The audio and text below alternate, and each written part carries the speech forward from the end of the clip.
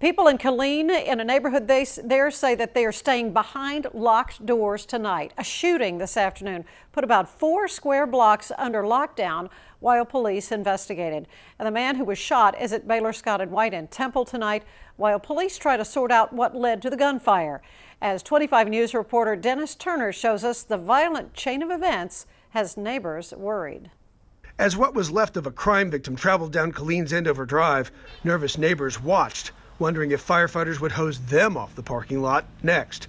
Nancy Foley, off at work around noon when the shots rang out, scrambled to learn what she could. The first thing I did is called my cousin and asked her what was going on and stuff, and if I'm going to be able to come home or not.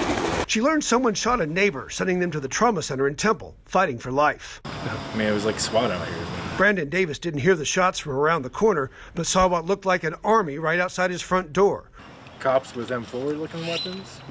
Didn't look like just pistols to me. Yeah. I mean, they looked like they were SWAT. He says they evacuated some and warned others to stay inside.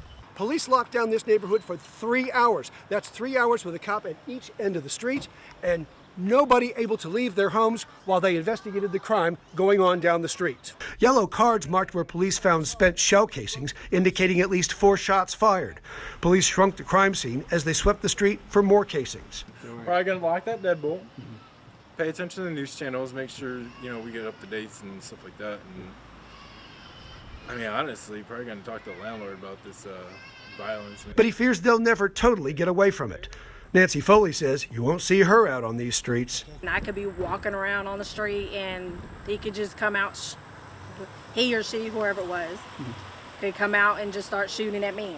Because even though folks may not know the neighbor that got gunned down, they say they don't want to be the next victim fighting for life or getting hosed off the pavement. In Killeen, Dennis Turner, 25 News. By early this evening, police had reopened all the streets and the neighborhood began a slow transition back to normal. The search for the gunman continues right now.